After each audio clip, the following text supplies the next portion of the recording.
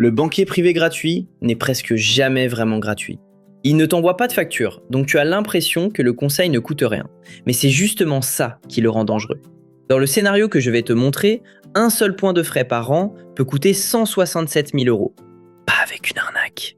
Juste avec la ligne invisible de ton patrimoine.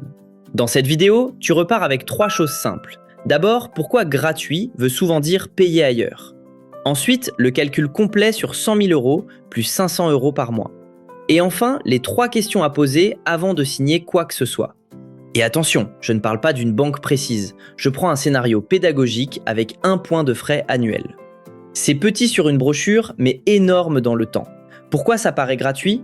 Parce que tu ne sors pas ta carte bancaire. Tu ne vois pas une ligne qui dit « Monsieur, voici la facture de votre conseiller ». À la place, les frais peuvent être dans le contrat, dans les fonds, dans les arbitrages ou dans les rétrocessions. Le mot change, mais le résultat ne change pas. Tu paies, mais au ralenti. C'est pour ça que j'aime les frais visibles, au moins tu sais ce que tu décides.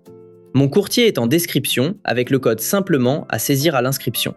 Et le sujet de cette vidéo, ce n'est pas de dire qu'un endroit est parfait, c'est de savoir où sont les frais. Prenons le cas de départ. Tu as 100 000 euros déjà placés. Tu ajoutes 500 euros par mois. Tu laisses travailler pendant 25 ans. On suppose 7% de rendement brut par an. Et on compare avec le même placement, mais avec un point de frais annuel en plus, donc 6% net. Sans ce point de frais, tu arrives autour de 936 000 euros. Avec 6% net, tu tombes autour de 769 000 euros. Même capital de départ, même effort chaque mois. Écart final, 167 500 euros. Cet argent n'a pas disparu d'un coup, il a capitalisé pour quelqu'un d'autre. Pourquoi un seul point fait aussi mal ?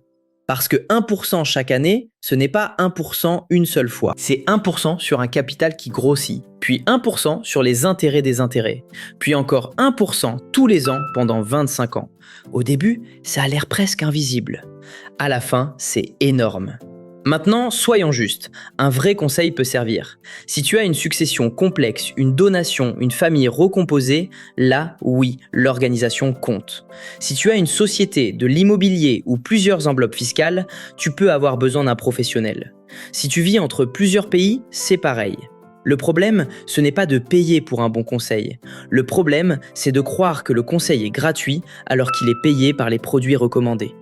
Et c'est là que le biais arrive. Si le produit paie le conseiller, les produits qui rémunèrent le mieux peuvent devenir plus faciles à conseiller. Ce n'est pas forcément parce que la personne est malhonnête, c'est parce que le système a un intérêt. Et quand ton patrimoine est gros, un petit biais peut devenir une très grosse ligne. Donc avant de signer, tu poses 3 questions par écrit.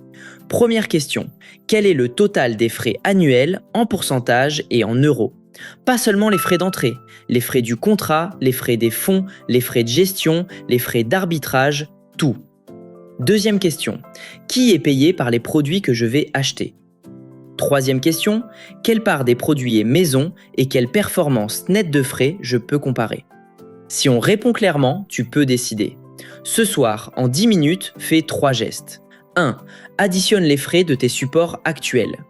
2. Convertis-les en euros par an pour ton capital actuel. 3. Projette la différence pendant 20 ans. Tu vas comprendre pourquoi un point n'est pas un détail.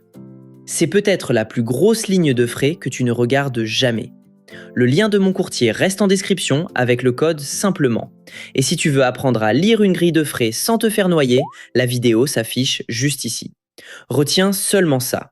Gratuit ne veut pas dire gratuit. Abonne-toi, ça aide énormément la chaîne. À demain.